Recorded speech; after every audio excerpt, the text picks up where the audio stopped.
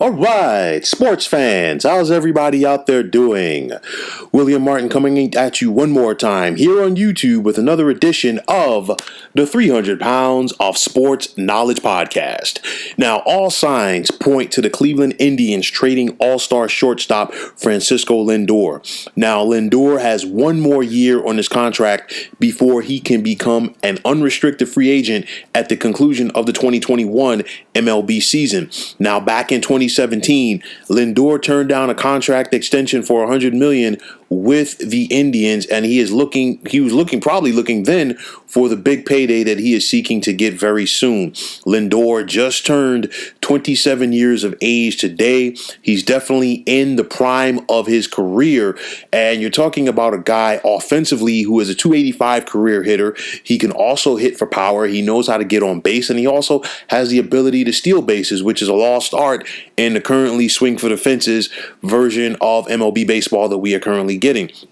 Now, the small market Indians definitely need to act soon in order to get a deal done in regards to finding a trade partner. Why? Because the closer that you wait, if you're the Indians, to the 2021 trade deadline, the less you're going to get. Why? Because teams know that you're desperate to unload him, because then you are rolling the dice on him leaving next winter and you getting absolutely nothing in return.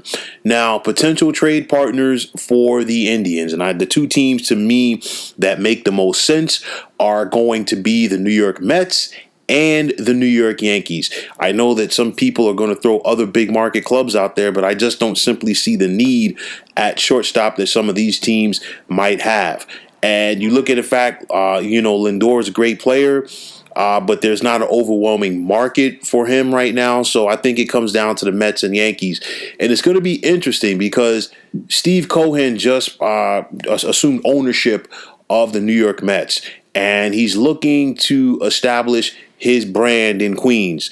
And we know about the so-called rivalry between the Mets and Yankees. You really can't call it a rivalry because at the end of the day, the Yankees just dominate New York City. I mean, the Yankees are much better and more established brand than the Mets are. However, if you are Cohen and you're looking to write a new chapter for your book and really show the Met fans that you're out there to make this happen, you could go out there and make this deal. It's a situation for whomever it is, the Mets or the Yankees. I don't think it's going to cost either team, as much as some people would expect, meaning that they're going to have to go out there and break the farm. Don't see it happening because you're not going to have a big bidding war. And again, the closer you get to that trade deadline, the more desperate that the Indians are going to get. So it's going to be interesting to see whether it be pinstripes in the Bronx for Lindor or whether it be, the new look New York Mets in Queens for Lindor. These are the teams I think it comes down to, but make no mistake about it, I would be hard-pressed to see Frankie Lindor on the Indians roster when opening day of the 2021 season rolls around next spring.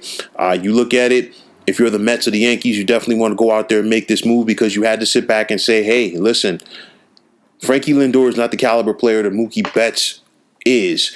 And we saw what the Mookie Betts move last offseason, leaving the Boston Red Sox and being traded to the Los Angeles Dodgers helped to propel them to do as they won their World Series championship.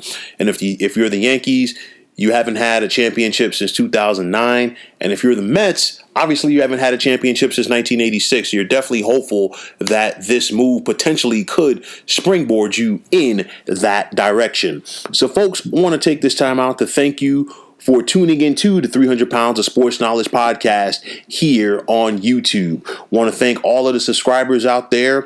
And if you have not already, please feel free to subscribe to this channel. Now, if you're on Twitter, please feel free to follow me at 300 Pounds of Sports. And like I always say, if you follow me, it will be my pleasure to follow you right back.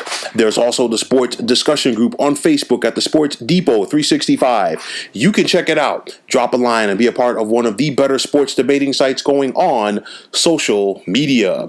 So once again, fine folks, my name is William Martin. Take care and have yourselves a wonderful day.